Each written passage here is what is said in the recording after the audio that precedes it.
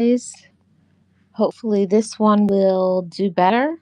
Welcome to another episode of the Sip and Chat. I hope you guys can hear me very clearly. If you can, please put a one in the chat, and hopefully, I will be joined by my co-host shortly. And we had to end the last one because I couldn't hear anything. So hopefully, this one will work properly. Hopefully.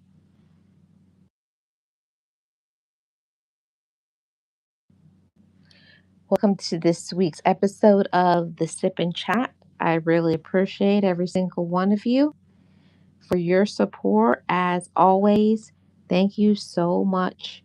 And as I wait for my co host, Miss Nexie, I got to tell you guys that I love every week talking to you guys about very important topics. And this one is no different. Talking about red flags, I think, is one of the most important topics. So hopefully everything is going to go well right now.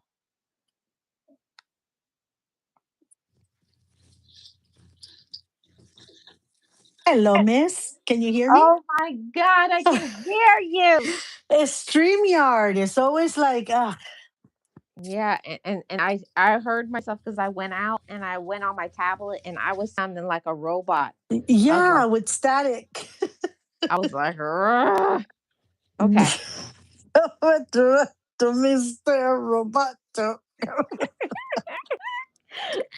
I am not letting it get me mad. We're just gonna move through it. Okay, let's do this. Yes, let's do this. So welcome everybody to the Sip and Chat. Um, I am Love Marlene 411, the owner of this channel, and then of course I have my wonderful co-host, Miss Nexie. And co-owner too. We're Yeah, gonna go. I want to no, put it out no, on the it's YouTubes of the streets. Co-owner. Just Cole kidding, says just co-host. Thank you for having me, Miss Marlene. And how are you doing today? I'm doing amazing. No, Cole, I'm not a robot.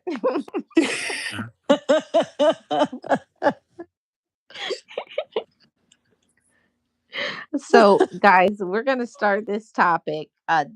This is the second time, so I'm trying to get myself acclimated back to what we were talking about because you kind of get off track when you start a topic, and then okay, deep breath time. Okay, okay, we're talking about red flags that should not be ignored in a relationship.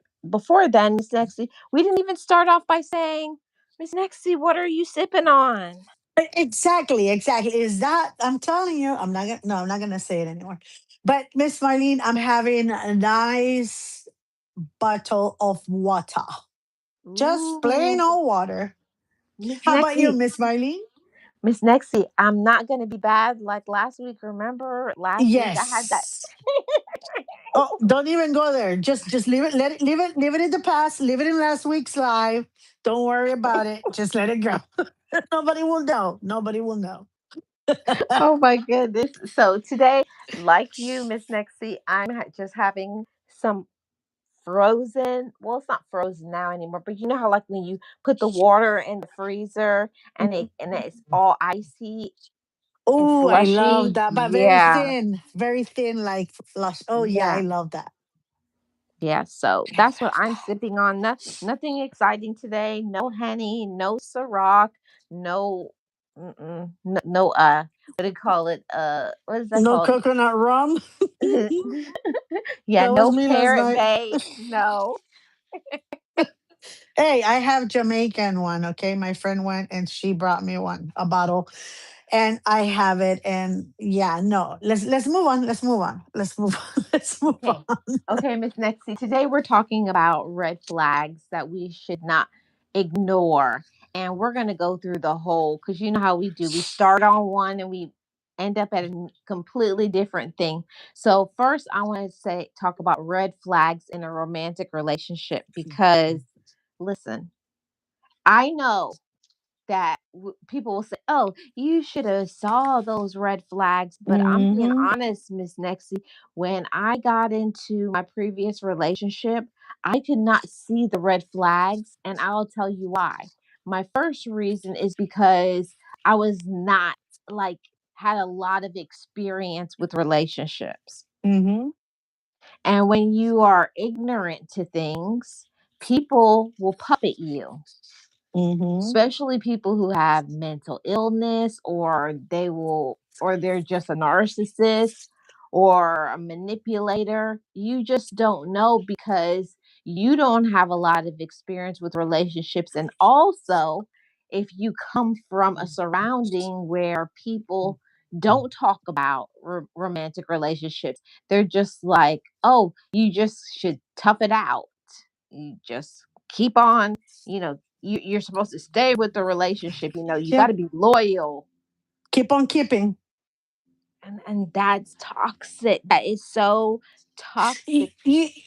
Another thing you can add to that, Miss Marlene, is the inexperience that we had, right, with our romantic partners. Like, but I didn't have, I still don't have that much of experience when it comes to dating and all the, the dating scene and different meeting different men or whatever. I don't have that type of experience, same as you, but another thing that we can add to the lack of experience is your upbringing. And I mean, Mm, meaning you were brought up by, like, I was brought up by a single dad, very strict, very a good man, very focused on us, good provider. And I was raised with, five more siblings. We loved each other very much, but we were very like we were cooped up. We weren't, kids that were out and about in the world, especially as girls. So your upbringing has a lot to do on those red flags or missing those red flags. And you don't know the type of upbringing this other person had. Even if you do, right? Oh, he had a bad upbringing. Mom and dad weren't together, or they were drunk, or they were this, they were that. You, even though you should see those red flags and say, hey, wait a minute, we come from two different, I mean, like two different worlds of upbringing, right. because it is two different worlds. We still don't see it because, again, we've been nurtured, we've been loved, right? We've been Mm-hmm. taken care of, we've been protected.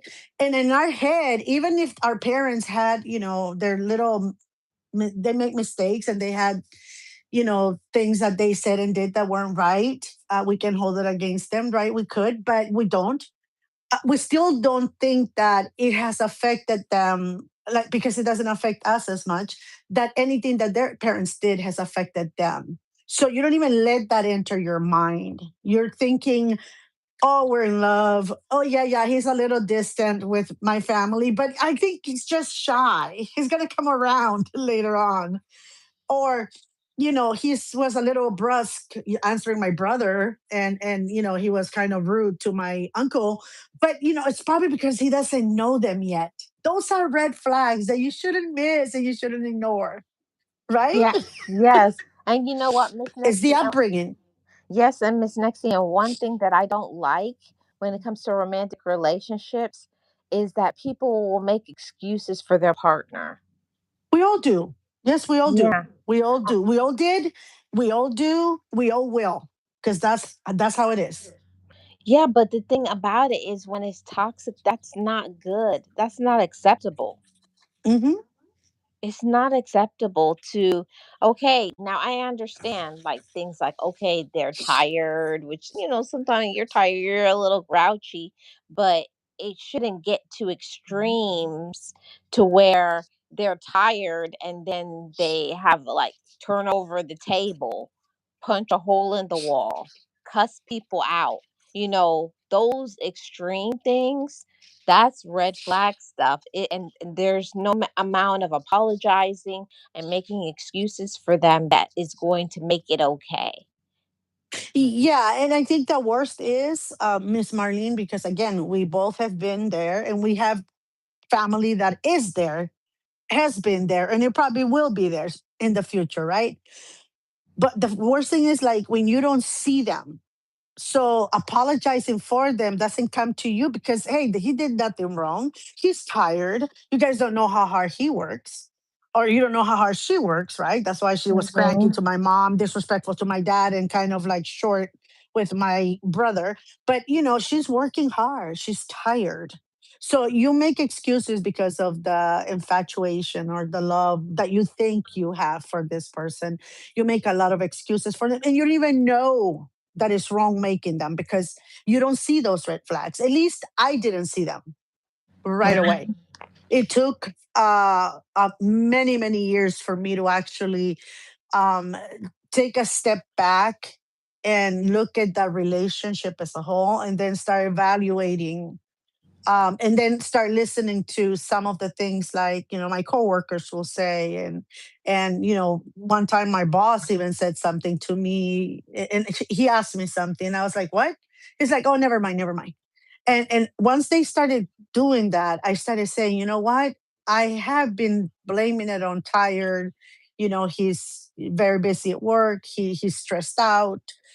He only has the weekend to rest. But so do I, because I work full time and I go to school full time and I have kids. So I am three times more tired than he is, but I'm not rude and I'm not this. So it took me at least 10 plus years, Miss Marlene, to actually see and Mm. get to thinking of the things that they have said to me, or the people that I've lost, or rejected my invitation to like a pool party or a dinner, and no, are you going to be there with the kids alone, or oh, no, we're all going to be there, oh, I can't that weekend. You know what I mean? Like those people that I lost, friendships that they kind of like stayed away because of him. I started realizing that even though they should have come to me and said, hey, you know what, your husband, blah, blah, blah, blah. But I also understood why they didn't. But now, I started understanding that what I used to make excuses for was unacceptable behavior.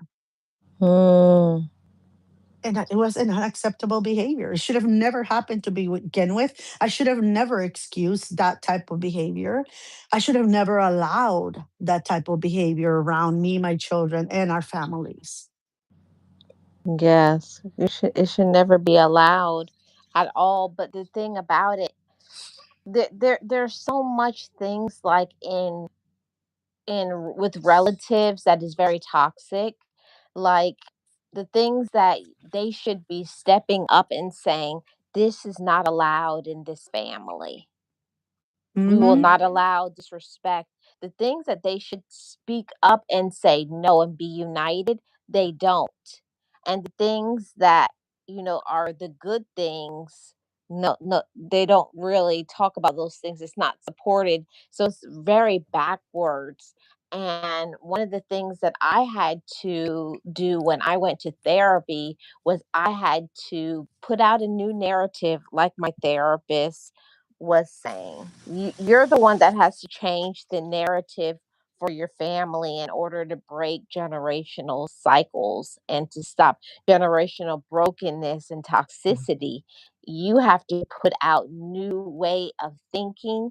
Um, we're going to talk about things. We're not going to have outbursts. There's not going to be disrespect and gaslighting, etc. When you start making changes, you can see it coming from a mile away when someone is doing something from the old behavior, as we would call Hmm. those red flags. Yeah, exactly. Exactly. And Miss Marlene, we're not saying that just our partners had this bad behavior, this red flags. We probably had them too, right? We probably gave them a few red flags that later on they will throw in our faces. But they saw them but never said anything, or they saw them, probably didn't think they were bad. But we too have given those red flags to other people. Um, there is one thing, and I think that in the process, or in the process of learning, the gift of learning, as we all say, right? I am a very upfront person, right? If I don't like something, I say it. If certain behavior, especially around family. I will say it out loud, like, hey, to that person, like, don't do that again, or I don't like when you do that, or no, that's not right. What you're doing is wrong. And I will say things sometimes in a way that was a little too forceful or a little too blunt. Yeah. And my father, now married, kids and everything, I went to visit one of my aunties, had diabetes, had just been diagnosed with diabetes, and she's eating. And then I said something to her like, oh, now I get why you have it. And then I said, so now your excuse is the pills are going to solve that, so you can eat that piece of bread that you have in front of you, and pills are going to magically dissolve everything and you're going to go back to being normal. I said, that's not the way that works. And my Mm. father, my father pulled me aside and he said, don't, just let her be. She just got diagnosed. I said, no, dad. I said, that's not what she's doing. It's wrong. My father said, honey, just take a deep breath, relax. Okay, now listen to me. What have I always told you since you were little?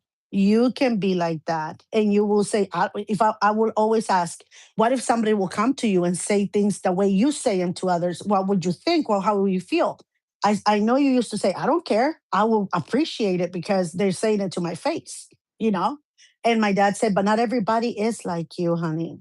And what you did to your auntie right now was very, very rude, very blunt, very straightforward. She's not like that. And she's older. You have to have a little bit of respect for her, a little bit more caring on how you're going to deliver. You can say the same thing you just said, but in a nicer way, Yes. But right? but the thing about it, Miss Nixie, is most of us uh like it's hard to say it, but because nobody wants to be checked. That's the Mm-hmm. honest thing. Not one woman, not one man wants to be told their behavior is not good. Nobody Yeah, it's wants to be unacceptable. told that they're not perfect in any relationship, romantic, with a friend, with your relatives, with your Family. Mm-hmm. kids. Yeah, nobody wants to not be like I'm not perfect. But the thing about it is we have to be told these things and be humble enough to say, I have to do something about it. I got to work Mm-hmm. on this. I have to be Yes. better.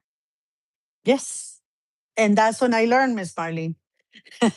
When my dad said that, I've been telling you since you were little that that's not the way. I said, but I don't care if people, if that's going to help me and they say it to me, with the truth. Yeah, but that's you, right? That's how you, because you are like that. You don't mind if people come over and say, hey, you're disrespectful, you're this, you're that. Oh, I'm sorry. Shoot, I didn't know. Or anything that you're doing wrong, you can accept it because that's how you deliver a message. But not everybody is open or able to take messages the way that you deliver them sometimes. You got to find the right words, and don't think that everybody is like you. Because he will say, what if they hurt you by saying that? They wouldn't. I don't care if I'm doing something wrong. The defiant me, right? Oh Which is true, yeah. Miss Marlene. If somebody says to me, hey, that's how you're going to lose weight, whatever, I'll be like, oh my God, you're right. I wouldn't take it wrong but that's because that's how I deliver. So I Mm, started thinking, back to when I was younger, where I used to get in trouble because, if teachers were in the wrong, I will call it out. And mm, if they make a mistake on the board, I will go and say, no, this is where you messed up. That's not the way it's supposed to be, or that's not what it says. So those things, and I will get punished. I will get left after school. I will get, those little donkey ears on me because I wouldn't listen. So I will like get punishments that I was like, but I'm good at school. Like, I don't understand why I'm getting punished. And that's my dad worked so hard on me to not be that type of person. And sometimes, Miss Marlene, and this is why I wanted to bring this, sometimes when we find someone that kind of resembles us, that red flag that should be very, very loud because they resemble you, but they're not you, right? They kind of say things kind of like you, but even meaner. But because you're so used to saying things like that, those red flags that you should be looking at and say, hey, wait a minute, like, I know I'm honest, but this person is on a new level, like an extreme level of crazy, right? You don't see them because you think that they are like you, or you feel that they're so like you because they say it like it is, as they say, right? Mm-hmm. And that's one of Sometimes. oh, I'm sorry, Oh, Miss go ahead, Nexie. go ahead. No, no, no, go ahead, go ahead, Miss Marlene, go ahead. I was just gonna say, like when you're younger, you just think, oh, I'm just outspoken. I just say things how it is, which is, I think that it's good for you to be open and honest with people. But I myself too, I had to learn about how to consider other people's feelings and be compassionate. Like, Yeah. yeah, that was so hard for me as well. That was so hard for me And I because bet you, Miss Mhm. Marlene, I'm sorry to interrupt you, Go but ahead. I bet you that the person you married was probably very, very like not compassionate at all. But because you Mhm. felt like you guys had that in common, you didn't Mhm. realize it's a big red flag. Now you had to learn, to be compassionate. I don't mean we're not compassionate. I am. I'm very compassionate. I mean, I'm perfect, right? You know this, Miss Marlene. Our Mhm. chatters know it. How YouTube streets and the streets of YouTube, everybody knows that I'm perfect. I'm talking and I'm asking for a friend of mine. I'm asking for a friend, not for me. No, but you see the red flags sometimes we missed, and this is the one thing I think I was reading it somewhere, or somebody told me, is that when that person is very similar to us and we get like this blinders on, oh, he's like me, he likes this, he likes that, and all the red flags. And he's very, very honest, and he's very direct and to the point. And I'm like that too. And but you missed out that the direct to the point, he's rude and belligerent and disrespectful, which you're not, right? You can be direct without being disrespectful. You can be blunt without being disrespectful as well. You can have many aspects of you, but you can be respectful to people even if you're honest. But you miss the flags that this person is not, that this Mhm. person is even rude and disrespectful and everything to their parents, to their mother. And you see sometimes those things, you call it out and say, hey, don't talk to her like that, but you don't stop and say, maybe, hey, wait a minute, he just yelled at his mother. He just literally looked at her like he hated her. Why would I marry Mm. this person? You know what I mean? I That had that flash on my face, Miss Marlene, and I missed the big red flag, the picture on the wall with that big red flag. I missed it. yeah, but you know what, Miss Nexie? The reason why we miss a lot of things is because we're Caribbean people. Hmm. And we just there's a lot of secrecy, there's a lot of conversations that is not had, there's not a lot of awareness and things like that. So I think a lot of times Caribbean people, when they get into relationships, they didn't talk about any of these important issues and topics, and speaking up for yourself, and if you see this, if you see that, that's not good, and you should, and just because you like somebody, you don't have to marry them. It's all those little things that, in hindsight, now, after you get into a relationship, or after you go through the fire, after you get burned, is when you finally realize, maybe that person wasn't good from the beginning. Exactly. And poning on that, I'm gonna go on with the same Caribbean, right, upbringing. And a lot of times, Miss Marlene, even though your parents know, oh, this boy is very disrespectful to its parents, he's really mean to the brothers and sisters or the aunties, or even you know to strangers or neighbors, but he's a good provider and he has a good job and he's going to be able to take care of her and the kids or whatever. And so even though they see all those red flags, because you're so used to in our culture to just let it go. Just let it go. I mean, you already have kids. You guys, you already been together for a little bit. You guys are gonna get married. You're gonna have a house, a good home. You're gonna have kids. You're gonna have good things. He makes good money. You're not gonna want or need for anything. So, your uncle is that way too. And here we are 40 years later, and it's okay, right? So they make it okay. And even though sometimes you question those red flags, then you go back and say, uncle and auntie, yeah, my uncle is a pain in the tush sometimes, and to my aunt and everybody around him. But they've been together for so long. That means I guess it's okay. They Mm-hmm. make it okay for those things, for those red flags to be there, and for you to miss them. they Yeah. make they make bad behavior and bad manners and everything sometimes on people. They make it seem normal and okay with. Go Okay, on, Miss Lenny. Miss Nexie. Okay, get ready, Miss Nexie. Remember what I always say: put your boots on, your steel toe boots, because I'm gonna step Got on him some on. toes. You got them on. You strapped tied, them up. tied up all the way to the top of my knees. My Okay, steel toe boots. I got my steel toe you boots. got steel toe boots on. Okay, Miss Nexie. The thing about it is the reason why our relatives or friends or other people don't want for us to know things is because they say nobody warned me. Nobody told me anything. So why should I tell you anything? It's like throwing somebody out in the deep end and they can't swim. And Oh, that's what wow. happened. And that's what happened a lot with my relatives. Well, nobody talked to me about this. Nobody prepared me. Nobody helped me. They're walking red flags.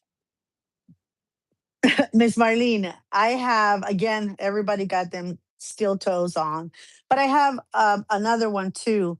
Um, that I've heard when I ask people, why didn't you tell me, like, that you didn't like this? My ex husband. Like, why didn't you tell me that he was rude? And why did you just walk away? And the first thing they said, well, we saw it and everything even before you guys got married, but we were like, what if she gets mad at us? Or what if, the family gets mad at us because we bring it up? What if she Hmm. never talks to us? Or what if we do that and then our, relationship ends because, she loves this person? What if we ruin their marriage? What if we ruin their relationship because of the way we feel? So I've heard people say that. And I'm like, sometimes I put myself there and I say, yeah, I've done that too, Miss Marlene. Where I, in Hmm. the past, I've done like that. Nope, not my problem. I am seeing it, but hey, none of my business. Not anymore. For the past 20 plus years, I've been the one that say, hey, that behavior your boyfriend is having is not normal. Be careful. Hmm. Remember the one I told you that was putting that the guy will show up everywhere we were. That she Oh my was goodness. putting our location, telling the world on Facebook where we were at, and putting my name, tagging my name thing. I told her that is not normal. I said that constant checking on you, showing up when he's not invited, when you're having fun with your friends. I said that's a control issue. Be careful. I said that's a huge no, at least for me, because Yeah. no matter, I'm a very open-minded person, right? Like my ex will go on. He's an engineer, so he worked for a company that will send them traveling all over the world. He'll be gone for a week or two. Miss Marlene, I never questioned. I was never a jealous person that needed to know where he was at every minute. I don't suffer from that. I really don't. It's weird. And so I ask the same thing from my husband, right? Like if I'm gonna go out with my girls, like we will take a couple of times a year. We will go for 3 days to either Napa or go to Las Vegas, or we go to Santa Barbara. Have fun, right? For 3 days, it was Hmm. just girls. We'll go to the spas. We'll hit some shows. We'll go out to dinner. It was just fun, fun, fun. Nothing that I can be embarrassed of. Nothing But he questionable. Yeah, but he didn't know where I was going. The only Okay. people that knew when locations started coming on is my children. I'm going to be at this place if you need me, although you have my phone, but just in case something happens, you're going to find me. I was here. I will leave it with one of my kiddos, and that was it. And he never questioned because I never did that too. I gave him that benefit, right? I gave him that, hey, I trust you, you have to trust me. So and he never tried to spy on me. I think that if that would have happened, I probably would have been like, I gotta go. This is not normal. This is not right. Mm, Because 50% of you still yours, and 50% is your significant others, right? So you're yeah. 100% a person, but 50, only 50 of you belongs to that person. At least that's the way I have it in my mind. And the other 50 is mine, that I can do whatever I want to, as long as it's respectful, as long as I'm Yeah. not going out there cheating or doing bad things. But for some people, you cannot say it because they're like, what if they break up? What if maybe it's good if they break up? What if they get mad at me? Even if they get mad at you later on, they'll thank you. And even Hmm. if they get mad at you, they get married later on, they will say, hey, auntie, uncle, if they would have said this to us, right, Miss Marlene? Even if we would have been mad at them for a couple of years or so, we will come back and say, hey, thank you for trying to warn me. Hmm. I Yeah. didn't listen, right? Yep. But they don't. Our families don't. And the worst thing, they stay away from it, from the whole thing. They normalize it. Oh, he's tired. You know how hard he works. Yeah, but he Hmm. was mean to you. Oh, it's okay. It's okay. You know how he's a hardworking man. It's okay. I'm Hmm. like, and so you think in your head it's normal for him to be that rude to your mom, or that short to your dad, or come in and see your mom there and just roll his eyes and pass by your mom, not even saying hi or good afternoon or whatever. And you bring it up to them, and I'm sorry, it's okay, you don't have to be, he's tired. And you're like, Hmm. oh, okay, yeah, yeah, yeah, he's tired. So those red flags, even though sometimes they come up in front of you, you put him down, you put him down, you put him down. Yeah. But my thing, Miss Nexie, is we have to learn to stop normalizing toxicity. That's Hmm. one of the new things that I have been working on, and working on me and things like that, is to stop saying things are okay when they're not. It's not okay. It's not okay when they're disrespectful or rude or whatever. It's not okay. Stop saying that things are okay. And because if you keep enabling them, if you keep allowing them to take advantage of you, they're going to keep doing it over and over and over again. And after a while, you get numb to it. You get to thinking Yeah, you like, do. it's all right. It's all right now.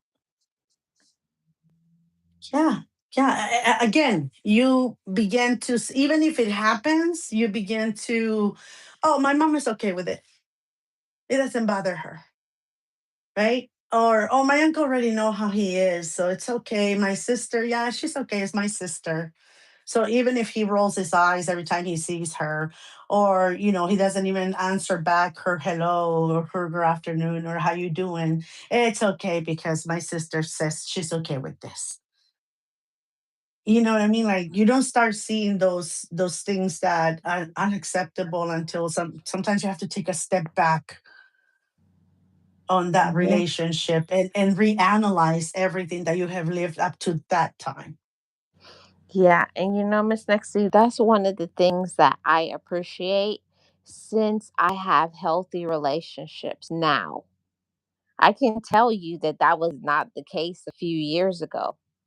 A few years ago, it was all toxic. It was like being 100% real.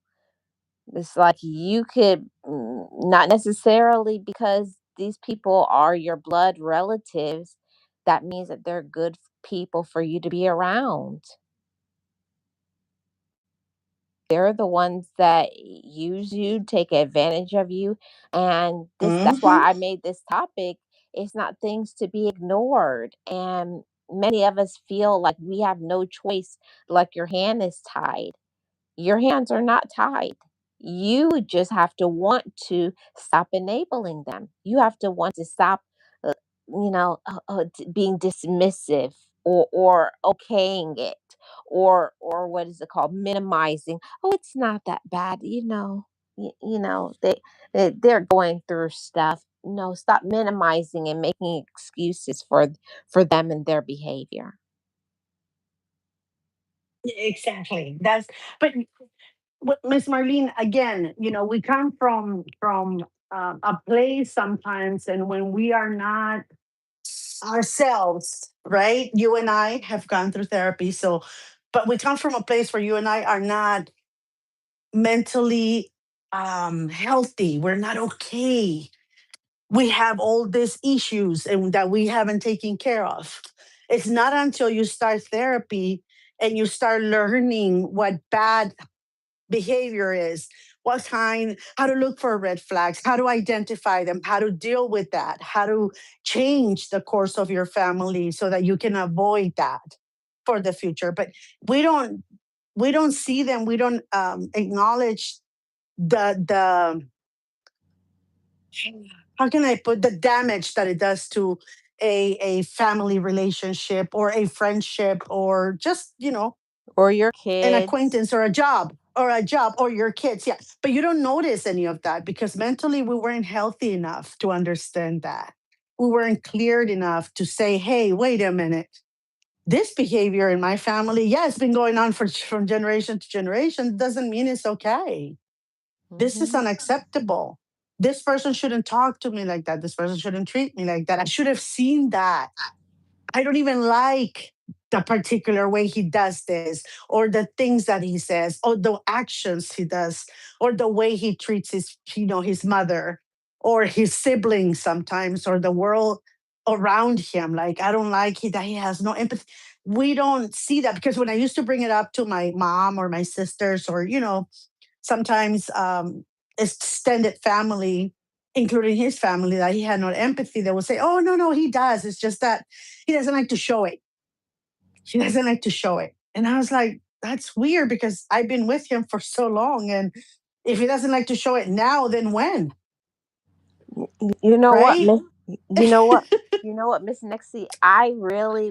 What really gave me pause for the cause was when my therapist said, if somebody is not showing you the best side of them, and you're just dating them, or you're new in the friendship, or you're whatever, you're just getting to know somebody, and they're already doing these red flags, and this is just the start.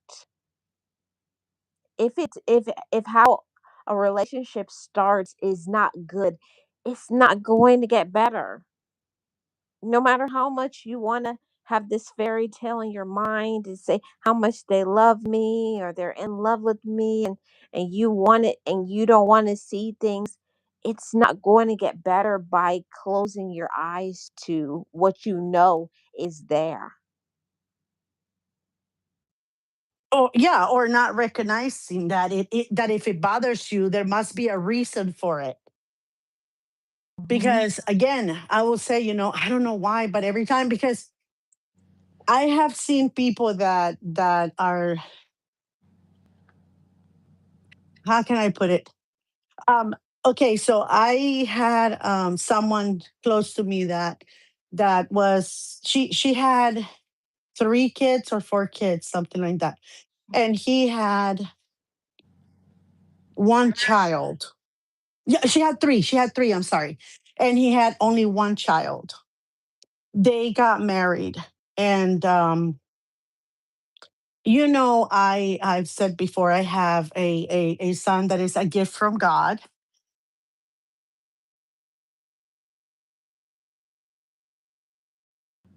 Uh-oh.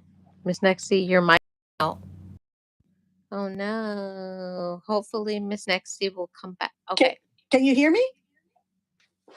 Yeah, I Ah, hear you. okay. So I have a gift from God. My oldest son, he's not biologically mine, but I've raised him, and he's mine in my heart, and I am his in his heart. But this girl had three kids, and he had one. So I remember um, the way the husband used to, or the new husband used to treat her kids, and the way the different, I mean, the difference in the way he cared for his own child. Oh, She so it's a had, double standard. yeah, it was, but this is the thing that I saw it as a red flag, saying, "Girl, that's not right." Because his kid was in a private school. When she used to come home, the grandma, her dad's side of the family, the grandma, oh my God, she will melt over and she will literally just ignore the other girl's kids. And so this girl is in private schools. This girl is going to, Disneyland for her birthday with him, Knott's Berry Farms or Universals. And then when he came around to her kids, they were probably like 2, 3 years older than his. They were going to regular school, not private. Um, their birthdays, just let's just something here in the house. Let's just get him some food and a cake. And I will hear this from her, like, don't you think we should take him somewhere, like maybe like to Disney or to Universals? And it's three of them. That's a lot of money. And plus, I just took my daughter there, so I don't think she's gonna want to come anyway. But it's expensive if we take all three of them plus us. And I'll be like, in my mind, I'm like, that is wrong. That's a red flag. He's literally Yes. pushing your kids to to the lowest of his importance, and they should be number one, number two for him because he has his, right. I guess I will put them all in the same basket, but some people don't.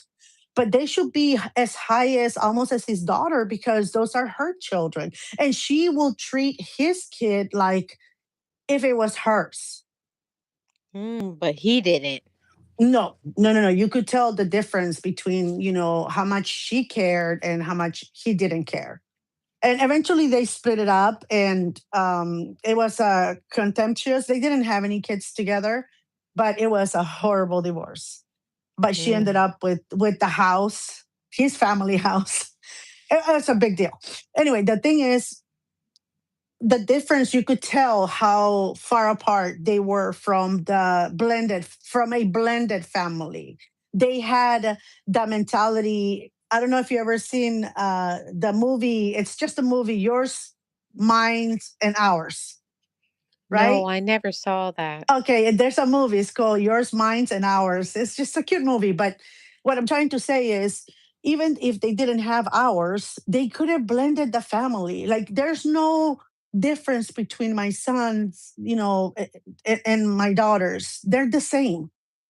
I love them. I adore my kids.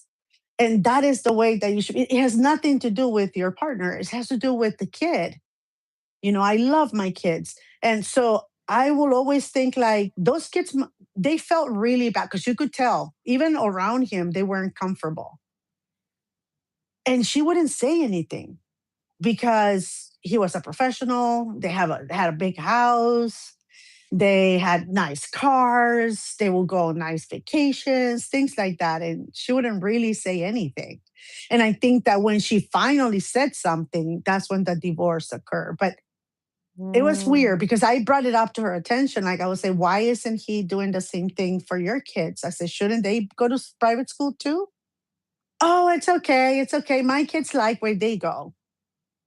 I'm like, okay, Wow. if you say so. But you know what, Miss Nexie? I feel that she felt the way that you do, but she didn't know, like she didn't think that there was probably any options. You She know, she like had a she had good, been so used to settling for such a long time yeah, that I think so too. she just accepted it. I think so too because she I know that this wasn't her first rodeo, right? Like, I knew that she had been probably with other people, but it remains the same thing. It's like, if you're coming into a relationship and where you have to do certain things or you won't get their attention, or once those things don't, you don't do them anymore, now the relationship is, not working out from their perspective. Or they tell you, well, if you want me to do this for you, you're gonna have to do this that you're doing for the rest of our lives so I can be happy. When they say things like that, that's a red flag.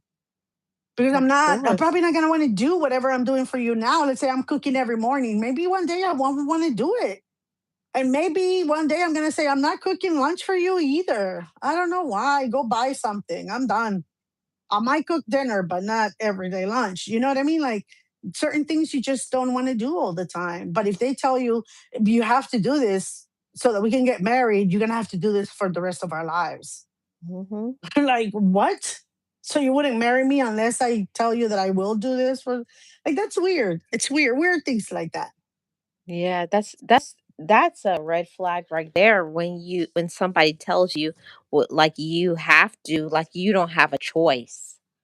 That's Mm-hmm. another thing that should not be ignored. When somebody makes you feel scared, that's When you not a have to good give thing, and it when you can have be to give from. something up. I'm sorry, Miss Marlene. I'm sorry. Go ahead. Go on. No, no, I was gonna say when somebody tells you if you don't do this for me, then um you know it's not going to work out, or we're not going to be okay, or I will only do this if you do this for me too. Like you have to promise that you're going to do this, and then once you do this for me now, okay, I'm going to do whatever it is that I'm going to watch a movie with you, I'm going to go to the theme park you wanted because now you did what I wanted you to do. Those are red flags. That is control, right? They're trying to Mhm. control you. But a lot of Mhm. times we don't see them. We're so in love or in lust, somebody said to Mhm. me the other day, that we block and say, oh, it's okay. I'm going to change them once we're in the relationship. Oh, he's just saying that, but it's not really how he is. When they are telling you exactly how they are, but you just don't want to see it. Yep, that's just it. We each are different. Everybody likes something different. But the thing Mm, about it, Miss Nexie, what is my thing, what makes it a red flag, when somebody knows who they are and they know what they want, but they hold something back. Like they don't reveal things about who they really are. It's like not letting the mask slip off mhm, until, because I've heard people say, oh, I didn't tell you that because I know if I had told you, you would not have married me, or I know that if I had told you this, you wouldn't have had kids with me, or whatever the case may have been. And those mm. are things that is so, it's so hurtful that there are people out there that play that level of mind games, and they're so immature and possessive that, okay, I'm gonna tell you this and that, like when it comes to love bombing or lying to you, gaslighting, all of that. Those are all things that you should not ignore. Miss Marlene, you brought a point here. I remember my cousin was getting married. She's divorced now, but she was getting married to this guy, and I always questioned why we had never met his family. Mm. Like the mom, we like she will see her in pictures, whatever, like or he will call and to mom, whatever, once in a while. But when, like, my cousin never met her in person before they got engaged, and never after they did, like not even after they did, she never met this person. And so I always wonder, like, why wasn't she more like, asking, like, when am I going to meet your parents, or when am I going to meet your siblings, and things like that. And so I I wanted to say these things to her, like, have you met his family? Or if not, then why haven't you asked? You got to meet him, right? I should have pushed more because it was a red flag to me. I was like, why haven't we met anyone? Like, no sisters, no cousins, no relatives, nobody, Nobody? nobody, Miss Marlene, no one. So my cousin is thinking, oh, well, I think because his mom is in another country, um, you know, and that's probably why, right? Let's say in Colombia, right? The mother's in Colombia, and probably that's why the siblings. I've never asked, and in my head, Miss Marlene, your head is spinning, thinking, why haven't you asked? Why haven't you pushed this issue before you got engaged? Like, let me talk to them. Let me say hi to your mom. We've been dating for a year now. I think I'm okay with saying hi. Blah blah blah. Mm. And so she thought that they were like, because like every time she brought it up, like, when are we going to meet your mom? Like, when am I going to talk to her? Oh, one of these days, we'll call her. One of these days, we'll get to call. We didn't have video chat back then, right? It was just, we'll Yeah. make a phone call, we'll call her. And that never came. So they got married and everything. And um, probably like the first baby, she told him like, I really want to go to Colombia, right, to see your mom so that she can meet her grandbaby, her first grandchild, blah blah blah. And then this person says, Colombia, what do you mean? Well, isn't she there with your siblings? Said no, they live in Seattle. What? What? Yeah, exactly. So she not in that city, but I'm saying, right? He says they live in Seattle. And so why haven't we oh, well, I really get along with them. Like, like not really. So like I'm not really close to my mom or my dad or my siblings. Like I'm not really close to them. So I really don't, and he said the word, I really don't F with them.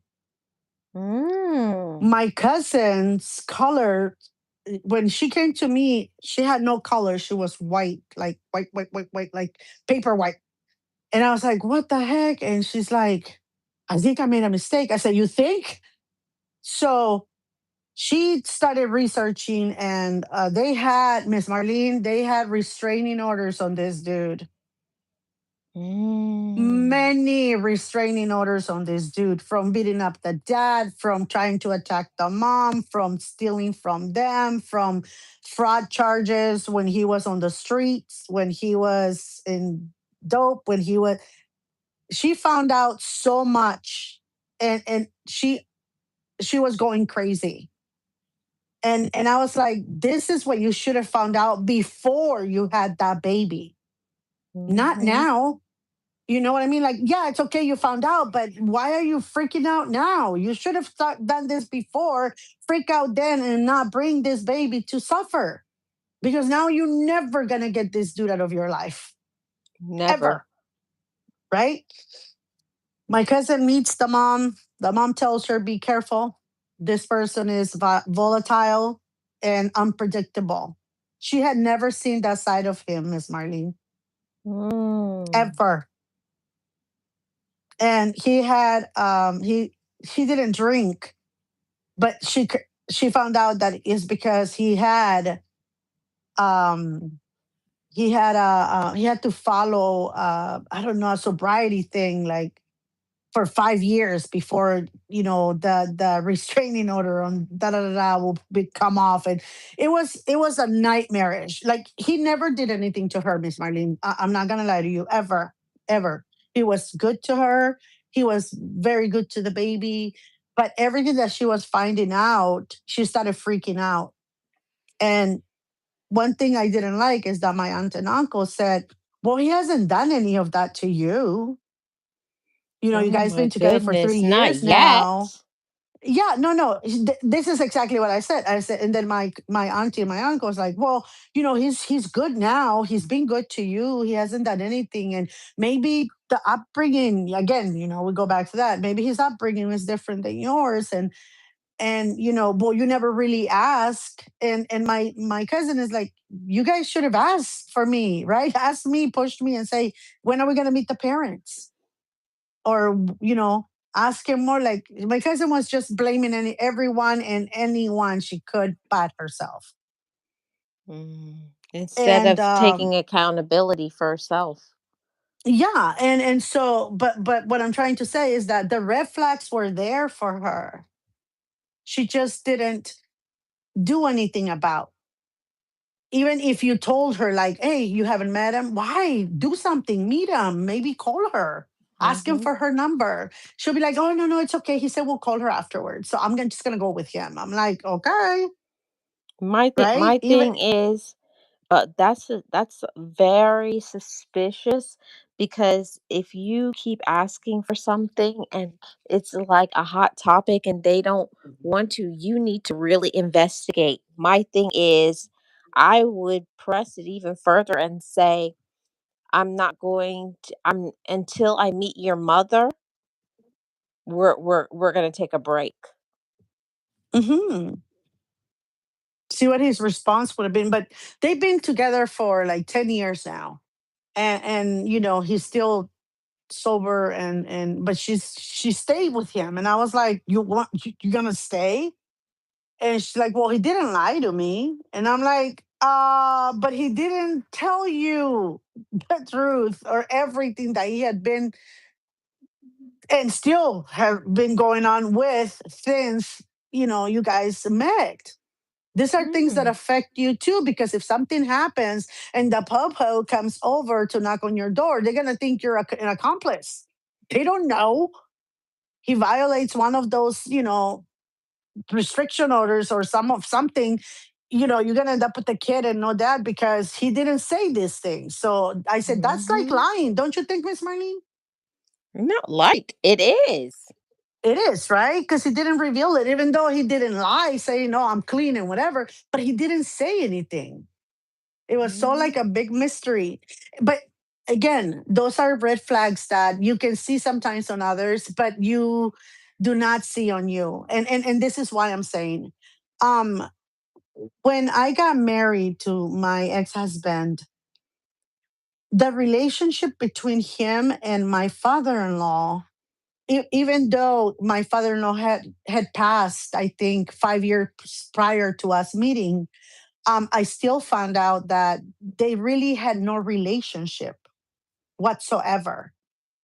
I Mm. found out that he probably in his entire 20 plus years that he had been in this world, that he probably spoke to his dad living in the same household or interacted with him probably a handful of times, like 10, 15 times in his entire 20 plus years of being in this What? world. Yeah. His dad was kind of weird. My dad was very loving, very caring. His dad was not, none of that. Mm. The red flag that I should have seen and I should have not missed is that relationship that he was going to be able to have with our children, Oh, I see. or the lack of, because he didn't have a relationship with his father. He had no basis of where to go from. Okay, I know that my dad wasn't this with me, but Exactly. Exactly. Oh no. I think her mic went out. I don't know. Can you hear me, Miss Marley?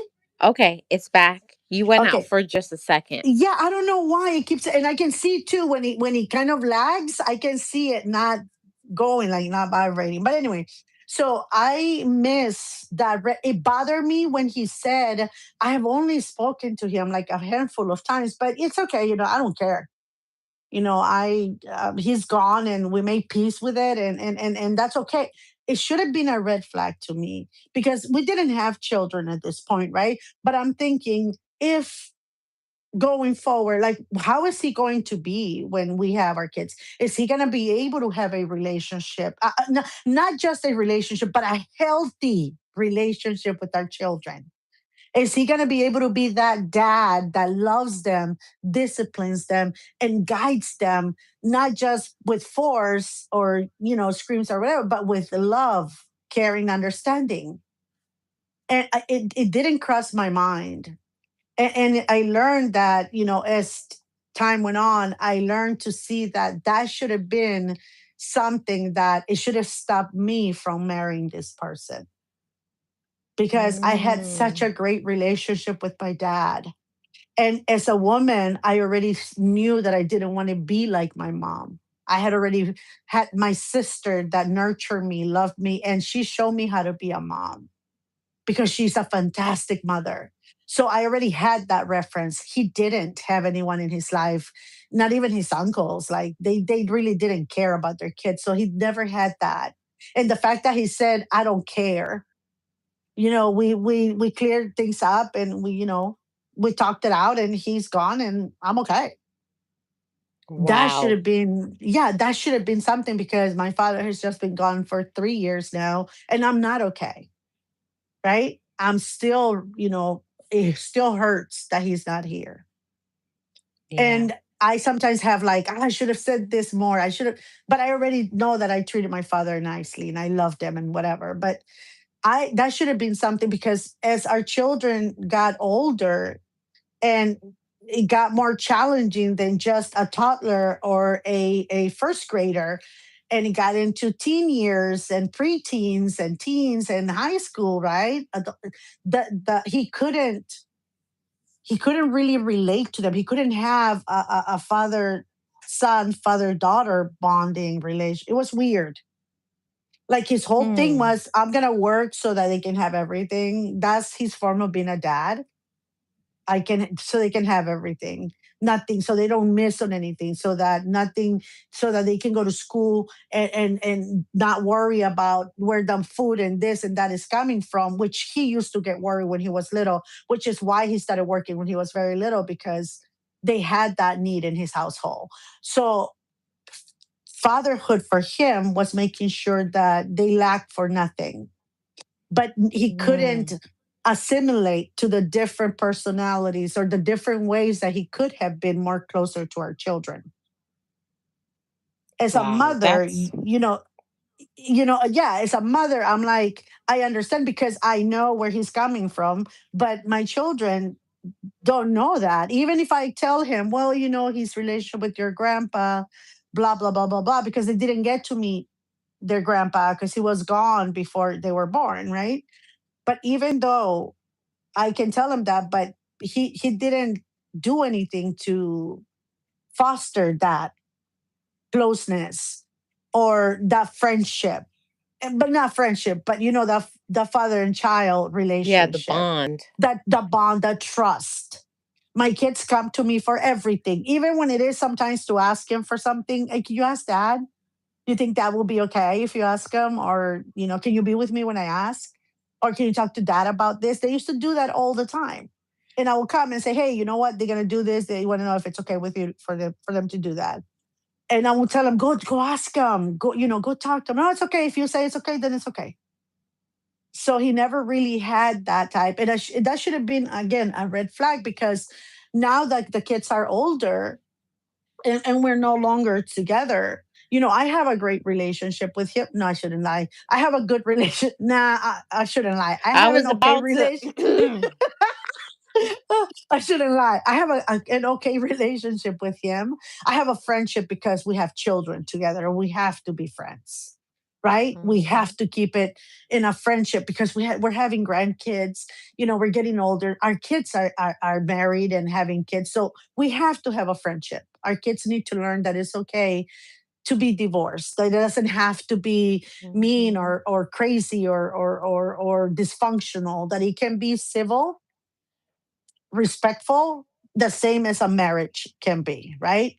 So I have that friendship with him, but my kids do not. They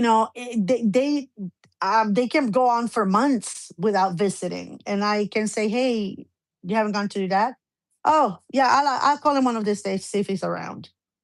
I'll probably visit. I'll probably text him. Yeah, I'll text him, I guess. And but they told me the other day, because I was like, you guys need to be more, you know, into finding out how he's doing. You guys got to visit him more. You guys got to make sure, that your dad feels, now he's retired, so that your dad knows that you guys care. And I kind of was put in my place by my kids with what they said, Mom, we do not have that kind of relationship with him. It's not there. So you cannot force something that it's never been.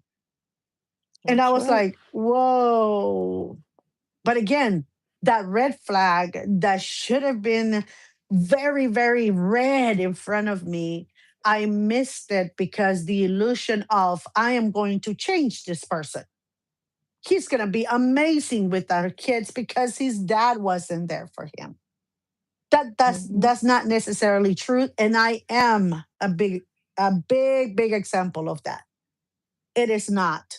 Not every man can be different. Not every man is going to change the way he was, raised. Sometimes they keep on following the pattern. Sometimes they just don't care. Yeah, that's He's a good provider. He's a good dad. He's a good provider. He took care of the kids, and he is a good man when it comes to that. But that's where it stays. yeah. Yeah, that's a tough one. I can't say I know what that feels like because I had both my mother and my father growing up. So I don't know that sort of feeling. But what is I feel worse, Miss Nexie, is to have both of your parents and not be close to one of them. Yeah, yeah. I feel, Miss Marlene, I have tried for many years. We've been, separated for 18 years. You've known that. And I've tried for years to get the kids to go, even when they were in high school, go talk to him, call him. When they were younger, they will do it. What's up, dad? And even if they came home frustrated, they will still visit because I was making them go, because they were still, teenagers. But as they Mhm. became adults and, of age, 21 and older, they were like, you're not my mother. You can't tell me what to do. And when I used to say, yes, I am your mother. Well, I'm grown. So you cannot force me to do that anymore. And then they started telling me, like, you can't, mom, we can't, you cannot force a relationship, or you cannot force that relationship you think we should have, because it's never been that. We don't have that. So you cannot force us to do that anymore. And that understands that we don't have the type of relationship. And so you need to and they will say, you need to understand that, you need to respect that we don't have that. And I'm like, Mhm. okay. So that's when I backed away and I said, okay, you guys do, you guys, whatever you guys want. And I'm not involved, nothing to do with me. Mhm. I But agree it's a with that, red Miss flag I Nexie. missed. I agree with that, Miss Nexie. It's hard, but one thing that I'm gonna mention, and then I'm gonna get off of that and stay far away from it.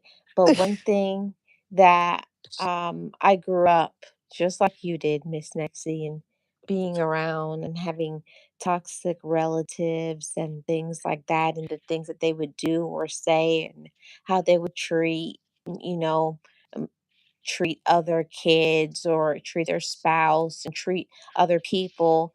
And once I got to be an adult and they're like, you can't do this. I said, listen, I'm not a little kid anymore.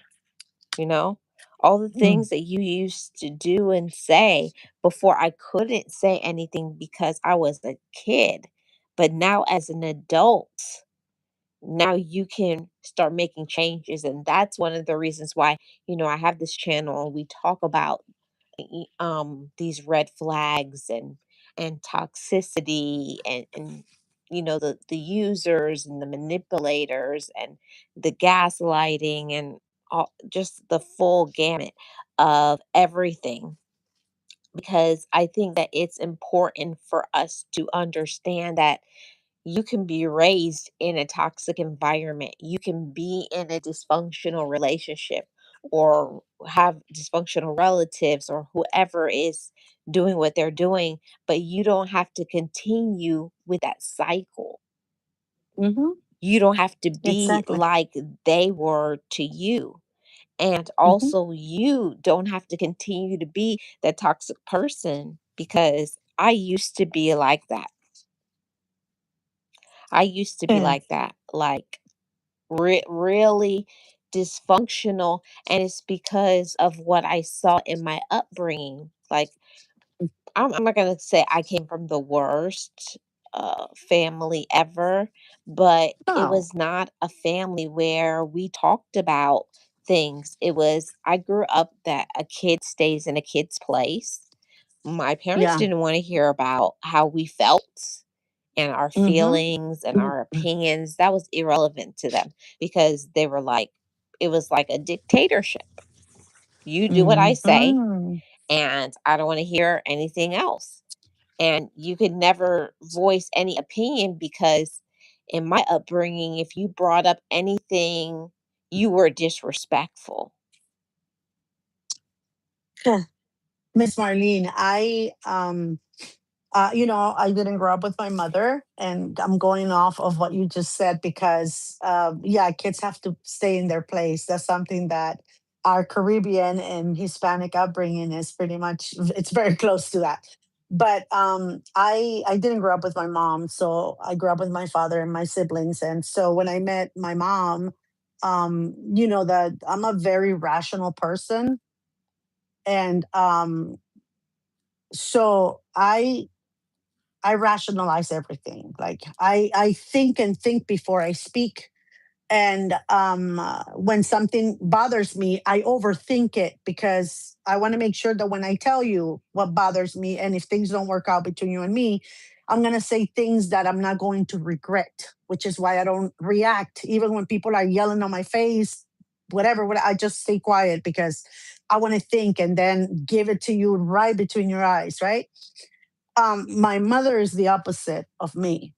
My mother is very vocal. She's sometimes very belligerent and very disrespectful sometimes.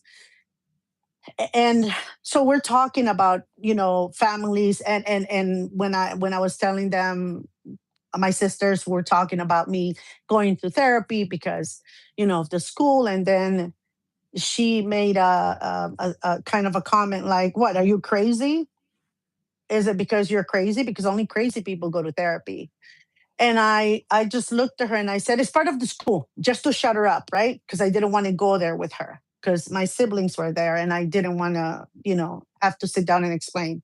I said, "It's part of my classes, so I kind of have to." She's like, "Oh, okay." Because I was going to say, that's only for crazy people. And in my mind, I'm thinking, you will benefit from it a lot, mom, because you have a lot of, things that you haven't worked out, right, for yourself. But I couldn't say that to her because it will be for sure, she will go crazy. So we're talking and talking, and they say, the one thing that I've always done since my kids were little, I have always validated their feelings, right? I have never dismissed anything that they bring up to me. Like, I remember, I told them, I said, I remember one of my daughters um, coming.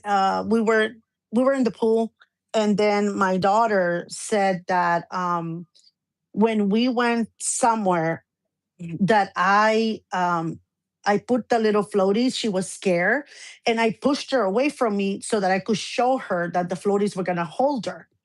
But I pushed her away, right? And I said, "See, it's okay." And she freaked out, and she said, "You hurt my feelings. You scared me so much." And then she was 4 years old. She's telling me this when she's 12, right? And I looked at her and I said, "I did?" And she's like, "Yeah, you just threw me. Like, you grabbed me and you threw me just to show me that I could float. And you scared me so much because there was no, like, I thought I was going to drown." And I had this panic in me, and you didn't even notice. And I said, "You know what, honey? I am very, very sorry. If I hurt your feelings, if I made you feel less than, if I by doing that playful thing, I scared you. I am very, very sorry because it wasn't my intention. I didn't even think of that. It was just a playful thing so that you can feel secure. And then she's like, "Yeah, I know, mom. I know it's nothing, but I just wanted to tell you that that day I was freaked out and I hugged her and I asked her for forgiveness. I said, please forgive me, baby. Please, please, please, please. Oh, that's so If you can find nice. it in your heart, forgive me." My mother steps in, Miss Marlene, and says, "You said what? You did what?" And I said, "Oh, yeah." I said, "I asked her for forgiveness because unintentionally I hurted her feelings. That could have ended up in me and her not having a relationship at all because my daughter would have taken this without, if I would have addressed it like, okay, whatever, just get over it. If I would have addressed it like that, my daughter and I probably wouldn't have a future relationship.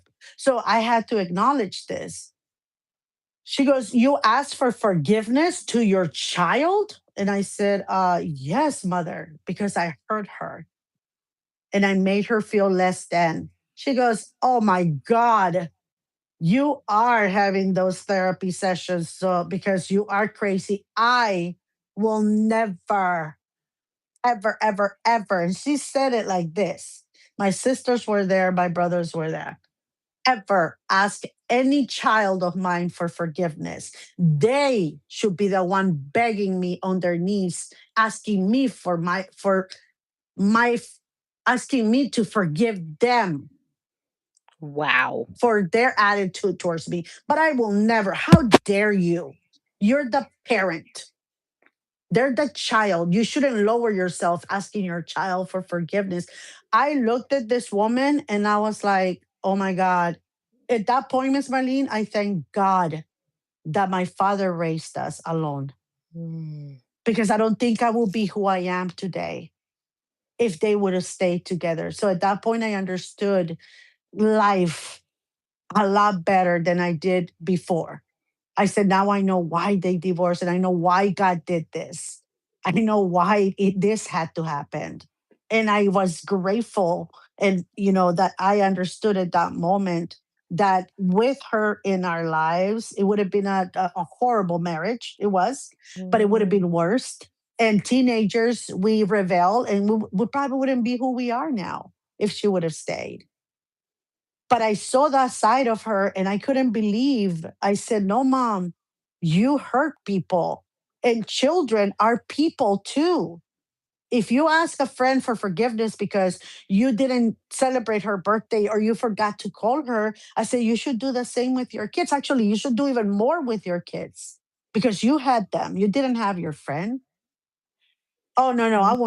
I will never lower myself. That's a sin."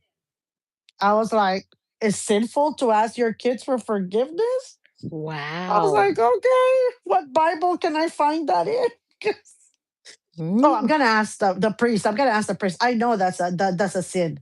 You should a father or a mother should never lower themselves. And I was shocked, Miss Marlene. I was I really can't shocked when believe she said, it. "I will never." Then that's when I understood that no matter what, I could never wait. I could never expect her to ask me to forgive her for doing what she did, for leaving me, for abandoning all of us, or for everything that she did. I know I can never. She's almost 90 now. Never has she Mhm. acknowledged the hurt, the pain, and the all the turmoil she caused when she left us, Mhm. the uncertainty that we went through, the abandonment. She's never acknowledged. She will never ask for forgiveness. I learned at that point, and this is 20 plus years ago, when I learned that she will never do that. She will never Never. ask Never. for that forgiveness, ask me. So I said, I make my peace. And I said to her, "Well, I ask you for forgiveness." I said, "Not because you're saying that I should," I said, "but I ask you so that if I have ever unintentionally hurt your feelings, or sometimes intentionally without thinking, I ask you for that. If you have it in your heart, you can forgive me. I'll greatly appreciate that." I said, "Because I know that sometimes I can be a little too much." And she's like, "Oh, okay. Well, wow. Now that, your children are going to be expecting for you to be asking them for forgiveness all the time." I said, "Yeah, they should, because I will make many more mistakes as they grow up. So I'm going to have to feel sorry Mm-hmm. for a lot more things. So, yeah, mother, I said, they should expect me to ask for forgiveness. Oh, I've never heard such a crazy thing. Oh, my God. Oh, my God. And guess what, Miss Marlene? Wow. That was thrown at every party that we threw as a family, every reunion. She will go back home to visit. Tell my aunties, they will laugh about making fun of me because I did that, because I said that. And my aunties like how dare she? Oh my God, I would never. And so sometimes she forgot about it, like she doesn't bring it up as much, but for a very long time I was, the butt of the joke. Mm-hmm. Yeah, I want to read something that a user said.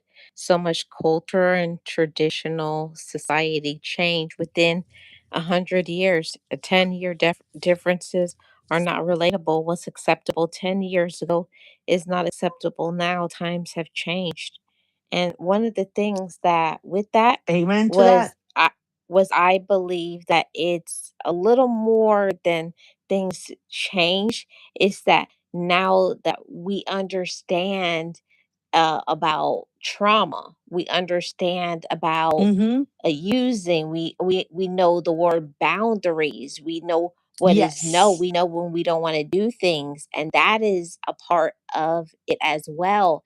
And sometimes the older generations, like I like I've said before, my parents were baby boomers, and and in her, you don't say a sorry to your kid, just like your mother. Mm-mm. They don't say Yep. sorry. She's a But baby boomer. you know what changed? What changed my mother, my father, when they became Mhm. grandparents. Mm. And when their grandkids said, "No, no, mom, that's not nice. Grandma, that's not nice." And she's like, "What?" And say, "Yeah, you should say sorry."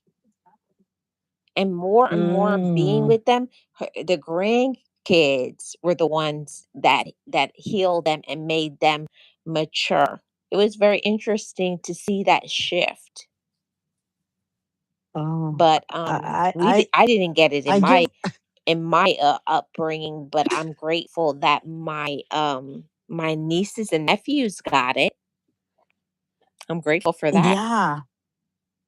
Yeah, no, my kids, my mom has never been like a real grandmother. Like she's more of a Christmas and Thanksgiving and maybe a birthday grandmother. She's not someone that you can go visit and spend vacations with her, a weekend with her, nothing like that. She, even when we started having babies, she moved like 2.5 hours away from us. So she's never been that type of grandmother, which I'm grateful for, because there's a lot of things that I don't like, that I would not like my kids being exposed to, right? But she's not that type. So I don't, my kids never got it, but I am grateful that they got it from me, in a way. Maybe not as perfect, right, as it would have come from somebody older, teaching all of us, but at least they got it from me. They know that they have rights, that they are little people first and then real big people later. And that, as a mother, I had to kind of adjust my seeing that child, that grown a woman, like a little 5-year old. I had to kind of like do a double take and say, no, no, no, wait. She's a full person now. She's an adult. I got to treat her, even though she is my daughter and I love her, or he's my son and I love him. I have to treat him with that respect because they're older. I cannot cross certain boundaries. I cannot say certain things, even if I want to. I have to hold my tongue and then and open a way to say something. But I cannot just go and impose myself on them. So they learned it from me. And thank God, hopefully they will transfer that to the next generation. And then hopefully we will change a little bit of. And my nieces and my nephews have gotten it from all of us, because my siblings and I were very close. and we're very respectful of each other. My sisters and I, we have never fought to the point of we're not on speaking terms with one another. We got mad at each other like, oh my God, I can't believe you told her that, but not me. Or my sister will be like, I cannot believe you showed her the dress before you showed it to me. Why didn't you wait? So things like Exactly. that, or you took my dress, or you took my slippers, or you took, you know what I mean? Like things like that, but never to a point of disrespect where we were going to be estranged from each other. Like I have a great relationship with my sister that my mother is not aware of because she doesn't like for us to be united. You know what I mean? So we have learned how not to be and have Exactly. relearned through therapy. My sister, they believe in therapy wholeheartedly. My older sister, she's gone through years of therapy that I didn't even know, Miss Marlene. I just found out. I found out Wow. last year that she had been in therapy because she suffered a lot with my mom. Remember, she's the oldest. So she Yes. had to, Suffered a at 7 lot. years old, she had to take care, yeah, she had to take care of all the little kids and wash for seven, 8 people, cook for seven, 8 people at 7 years old. So she Wow. received a lot of punishment, a lot of beatings from her because my mom can be very cruel when it comes to that. So my sister had to go through a lot of therapy. And I didn't even know that she had gone to a lot of therapy until she told me. And I said, yeah, I did that too. I went through a lot of it. I didn't get the bulk of my mom's, tyranny. Thank God she left when I was 5. So I didn't get all that fury. I was saved. I got to see it when I came here to see her for the first time. I got a taste of that, and I was traumatized because I had never been hit. Like I was the baby of the family. So I'm glad that my kids, Miss Marlene, have not witnessed, received, or endure that side. So my siblings, my sisters, and I are actually working with our nieces and nephews in the same context. I respect my nieces and nephews very much. They're older. We're pretty much the same age, but I do have that respect and they have that respect for me, even though my first niece and I are probably like 5 years apart, but she still calls me auntie. She doesn't disrespect me with calling me my name. You know what I mean? Like, so I always acknowledge that. And we try to work together. Like when we don't like something, we talk about it. We don't stop talking to each other and say, whatever. I will tell my sister will talk to her daughter, and then me and her daughter will talk it out. And that's how it works. And we're creating Yep. a healthier, a healthier way of living, of communicating, of probably having a better life for our future kids, our future relatives. That's what I'm saying. And that's what it's all about. Yes. And that's why this red flags, Miss Marlene, when we talk about one topic, I know that we say, right, we're going to talk about this, but it goes everywhere because red flags are everywhere. That red flag when my mom says, I will never, ever, ever, that red flag that I saw, thank God I took it into heart and I said, I will never be like her. I don't want to be this old like this lady and not thinking that I did wrong in my life. I don't want to be this old and say, I don't know my children and nothing, no apology, no nothing, right? I'm not supposed to lower myself to my kid. That red flag, I did take it in and Hmm. say, I'm going to stay away from this person. I'm never going to be like this. You know that But I'm older. that's what I said to Miss Nexie. And I think that's what makes us have generational healing and not have generational brokenness was Hmm.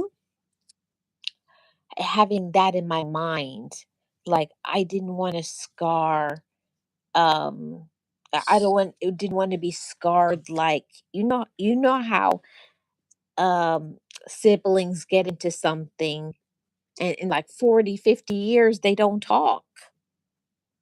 And Hmm. I said, I don't care how mad I get at my brothers or my sisters. There's no way I could go my entire life. without talking to them? Like, you haven't talked to them in 30 or 40 years? That's I I crazy. couldn't I I couldn't do that to my couldn't. sisters. I will hunt them down and make them talk to me. I will tie them up somewhere and then have them talk to me. I won't leave the house until you talk to me. They know I would too. Yep, No, I and I won't. already know you would too. I already know You know you I'm would. that kind of crazy. And if Miss Marlene says, I don't want to talk to you no more, I'll be right there where she at. And I'll be like, you better talk to me, woman. Open this door. Yep, I already know how you are. Mhm. She's already afraid of me, y'all. No, Miss Marlene, but that, having those, again, when you're young, those red flags are really, you don't see them. You don't even think that there is such a thing as red flag No, because you don't have the maturity, you don't have the wisdom, you don't have the understanding of life to even look for something like that. you But don't. as you get older, you have to kind of, as you gain maturity, you gain that wisdom and you have to put it into practice.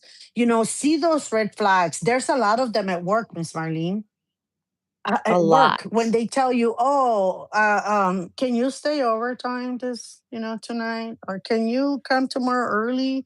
But I'm leaving at midnight. Can you be here at 6? Is this something that's going to happen? Well, you never know. It might happen from time to time, and you see it happen in the first 3 weeks of your work in there, right? So you're Mhm. like not paying attention to those red flags that, hey, this is not a good place for you. If, you know, they're not going to appreciate you. It's not going to change. It's not going to get better. It's going to get worse. But, we don't see them when we're young, but we do as we get older. Mhm. And we should see them. Hmm. We should see Yep, them, and we we should do. not ignore it. Yeah. So, Again, we go from one place to the other because that's exactly how life is, right? You can probably miss the red flag here in a relationship, but if you see it again later on in life after that relationship is over or is ended, or it's not the same relationship, if you see it somewhere else, you right away are alert and say, I'm leaving. Nope, I'm out of here. I already know that I don't like this type of behavior. I already know that I'm not this type of person. I'm not gonna put up with this anymore. So you start seeing those red flags. and But that's the. Oh, go ahead, Miss Nexie. no, no, no, no. Go ahead, Miss Marlene. Go ahead. Go ahead. Um, was gonna say that when you see those red flags, it's not something to ignore. That's one of the reasons why me and Miss Nexie, we have this sip and chat where we talk about these very important, these hard topics, because it's not easy for me and Miss Nexie to share personal, private things that we've been through, but we do so because we don't want you all to continue in those same habits and behaviors and thinking that it's acceptable, or like myself, feeling like something's wrong with me. And it's really not Mm-hmm. anything wrong with us per se. It's them, it's those individuals. They don't want to change. They have mental Mm-hmm. issues. They're a manipulator or a narcissist or control freak. They're just abusive. So these are the red flags that we really need to be paying attention to so that we don't keep thinking that when other people come around us that do the same thing, we shouldn't feel comfortable. We should say, this is not okay. And I'm not going to accept it. And I'm going to move the other direction. Yeah, and the best thing and the reason why we do this, talk so openly here, it's not easy. For me, it's very uncomfortable to lay bare like that, right? Open up and say, this is how my family is. this is what, some struggles that I've been through, or this is what happened to Mm-hmm. me as I was, growing up, or the traumas I've had. But we do it because a lot of us come from generational trauma, come from people that feel entitled to hurt our feelings, to put us down, to make us think that we're not really worth their time. And that can even be parents. I'm not taking them out of the equation. That can even be our own parents, that they don't make us feel special enough, wanted enough, loved enough, right? But it's unacceptable for them to do that. And I'm not saying that they have to love you, but you can voice the fact that it bothers you that they don't. There's nothing wrong with Mm-hmm. that. That doesn't make you a better, a lesser human, or a worse human ever. No, that makes you human. Now, I actually like talking about things like this, Miss Marlene, because we have overcome so much, you and I, so much. Yes. We are at the other side of our coin. And if our words, sometimes our lives put out here, can help someone, feel not so crazy because you're having these different thoughts than, or you feel different than your family, and that you feel that certain things are not right. If our conversation as two friends talking to one another, and a whole bunch of people here on YouTube, if that helps you understand yourself better, then we have accomplished something. People are Mm-hmm. not supposed to trample on us. Our parents included, our children included, our family, extended family, nobody to have the right to do that to us. They have to respect us the same way, we're going to respect them if they earn it. But it's not okay for your family to either make fun of you, or think less of you or little of you, or make you feel like you're not worth it, because you are worth it. You are worth it to someone. It can be a friend, it can be somebody that you just met, somebody that you probably just came into our life just to let you know that.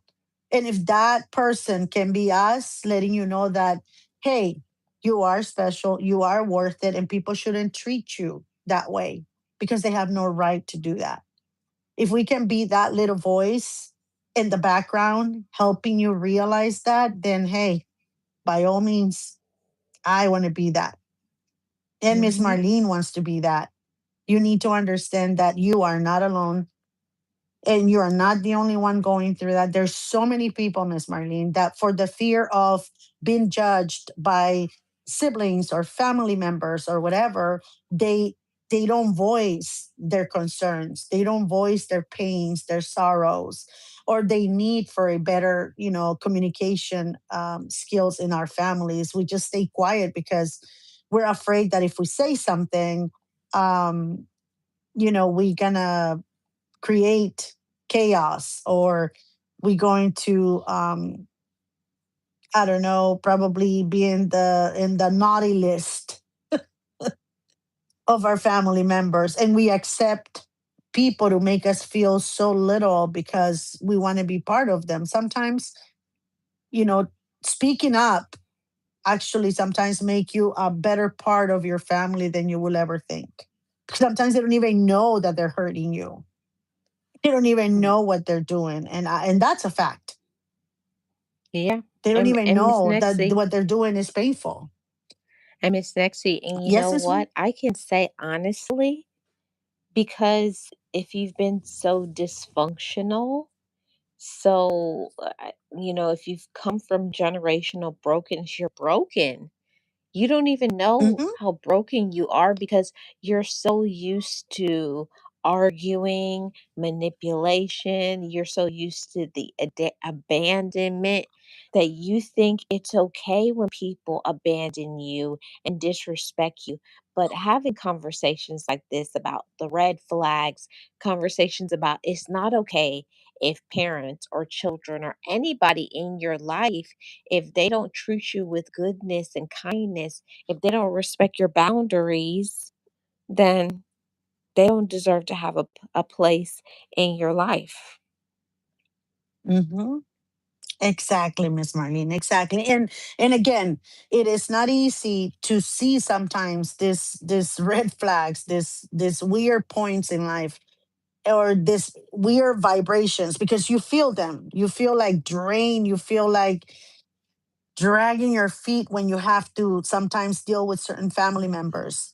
But Miss Marlene, I have to say something real quick. I you know about siblings sometimes not speaking for years and years and years, and sometimes living in the same city, in the same Hmm. country. I know of someone that uh, her sister was dying, and her sister's request was to see her one more time, and she Oh, denied Miss her Nexie, no, sister no, no, no, that. no, no, Miss Nexie, no, no. Save this for next week. No, no, Okay. no, no, no, Again, right? Red because flag. I think who was in the chat? Somebody requested Jazzy Cake, asked if we could talk about where to meet a good man, or in the good positions where you can meet them. So talking about where you can find good quality people. Hey Shay. Mm. Hey, So Shay. yeah, so good to see you. Thank you for being here. And then after that, Yeah, we're so gonna we're gonna talk about, you know, that families are the biggest haters. So save it for then. no, no, but what I'm, yeah, I will, I promise. But what I'm trying to say is, red flags, even on yourself, sometimes we don't even see them, right? We don't even see that we're walking red flags sometimes. And, Hmm. and we don't catch why certain people walk away from us, stay away from us, or don't want us around. And until you understand, you learn how to kind of, spot them, you start seeing them on you. And you start realizing that's not what I want for me. That's not who I want to be. And that's, I'm not going to accept someone like that anymore. And again, going back to, I've been separated from my husband for a very, very long time, and we are great friends and everything. But Miss Marlene, I have stayed single, not dated, and everything because I wanted to get to know me. I wanted to desensitize from so much toxicity in the relationship, with our families around us, and my families and stuff. And I wanted to get to know me better, to see what the young me that didn't get to choose, right? What she wanted in life, what she liked in life, or whatever. I wanted that young me to be able to live that life, and I have. I love my life. I have a lovely family. I'm not saying it's perfect because no family is, but I am Right. happy that the mold of my family telling me you cannot stay single, you have to remarry, I broke that mold. No, I don't. I can stay single and I can raise four children alone, and I can be whoever I want to be. I don't have to be married. I can just be a divorced mother of four, and it's okay with me. That's right. That's right. Those And, flags. because it's about empowerment, you know. That's another one of the underlying reasons why we do the sip and chat, is to bring awareness, to bring healing, to get you thinking about things, to forgive other people, to forgive yourself, and to realize that you deserve better and start making better, wiser decisions, healthier decisions, healing decisions. So, um, I think that's very important as well. So, thank you Yes, it guys so much for is. tuning in. Oh, go ahead, Miss Nexie.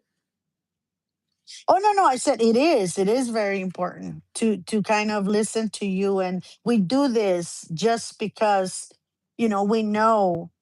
the journey we've had and the why we're here. We're Miss Marlene and I, through this sip and chat, are understanding of why we are here, even when sometimes we didn't want to. Right, Miss Marlene? Now you Yep. know why you needed to be here. You needed to stay in this earth. Yeah, see, and when I was going through it, Miss Nexie, I mean really going through it. I don't mean just like, oh, I was sad. I mean, when I was in a heavy depressed state, when I felt like I wanted to, what do you call it? What's the politically correct term? When I wanted to unalive myself because of the pain, not wanting to feel the pain of all the trauma and the ABUSC and the all of it. When you go through so much stuff, you feel like I'd rather not be here than to feel. But you know what? Yes, it hurts. And if you need to cry, if you need to scream, if you need therapy, if you need to write letters, if you need to cut people off, then by all means do all of that stuff so that you can be happy. Don't end your life. Don't Hmm. continue to be toxic and dysfunctional or like myself wanting to stay never be in another relationship because of the way my ex treated me. See, I had to heal that inside of myself. I had to Hmm. say, because of their bad decisions, why should I not be happy? Why shouldn't I have a Hmm. relationship? Why shouldn't I be good for somebody else? It's not, they were the problem, not me. So that's one of my reasons, Miss Nexie. Yeah. And I'm And here grateful we that are. I'm still here. Me too. Very grateful that Mhm. you're still here with us. Very happy. Very, very happy. And yes, so if, I thank you from the bottom of my heart for you guys allowing Miss Marlene and I to share our stories, to, you know, talking through this. It's therapeutic for us as well. And it relieves a lot of the stress that sometimes we carry inside, because these things resurface from time to time. It's not like because you went to therapy, that's it, you're never going to think about that. No, you will. You will. But having a platform, and I thank Miss Marlene for this in our private time talking many, many a times. Thank her for giving me the opportunity to be here in this platform with her, because this helps us, continue that healing process, knowing that, hey, we gonna struggle sometimes. These memories are gonna come at that when you least expect it, and it's gonna give Mhm. you a lot of pain. But now you have a place where you can come and unburden yourself with different topics, and know that whatever it is that you're going through, somebody else is going to probably benefit from that pain and probably heal or not take that step into an unhealthy relationship. Okay. Understand that red flags are there for a reason. Okay. They're there Mhm. for a reason. A lot of us don't trust in them, and it's because, again, we are young, naive, or we think we can change people. You can't. People are Mhm. who they are. They can change only if they want to, not if you're going to make them change. That's not going to happen. Never, never, never will that happen. So when they're there, you have to pay attention. You have to take into consideration how much of you this red flag is going to erase, how much of you is going to compromise your integrity, or whatever it is, how much of you you're going to have to compromise to accept this red flag that you ignore because you thought you could change that person. So all of those things that we say here is because we want to help someone not probably make the same mistakes we did. Probably Mhm. avoid that. And if you can't, at least you will go with open eyes and open heart. Yeah. That's so Something that true. we didn't have. And See, so I see. thank Miss Marlene for having me. and for allowing me to speak here and for giving me the opportunity to, you know, just breathe better at night Mhm. sometimes with these conversations. So thank you, Miss Marlene. Thank you, chatters, for listening to our blabbering. Thank you. Yes. Thank you guys so much for your support always. And I'm going to end with the Sip and Chat song. And we will see you all next week. Yes, we will. Bye, everyone. Have a great Bye, weekend. everybody.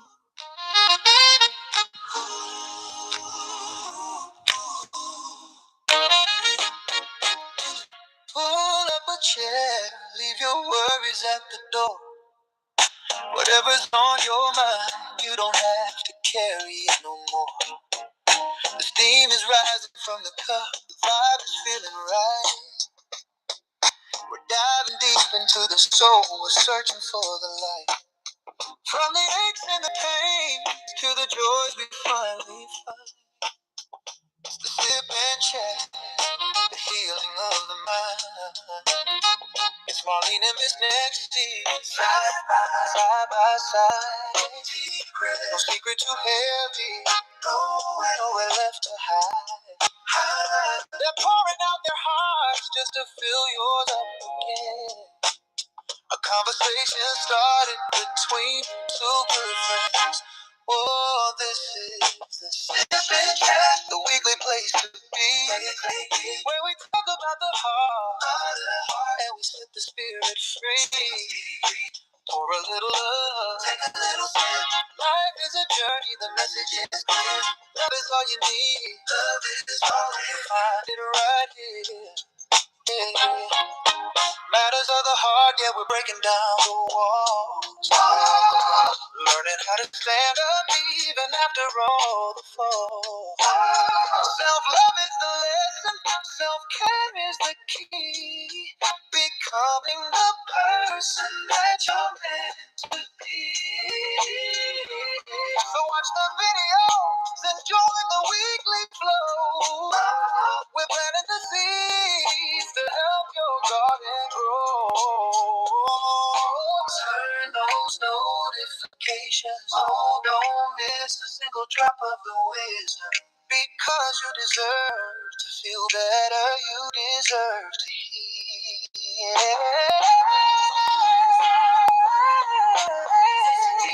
Where we talk about the heart and we set the spirit free. Pour a little love. Love is all you need. Love is all you'll find it right here. Sip and chat. Sip and chat. Love yourself better. Love yourself better. Weekly podcast. Pouring out that soul.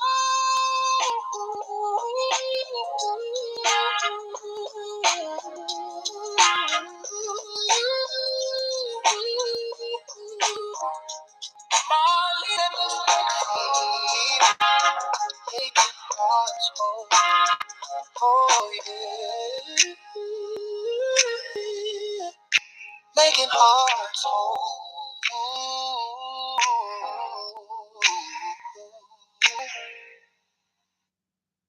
Okay, see you guys next week. Bye. Bye. Bye.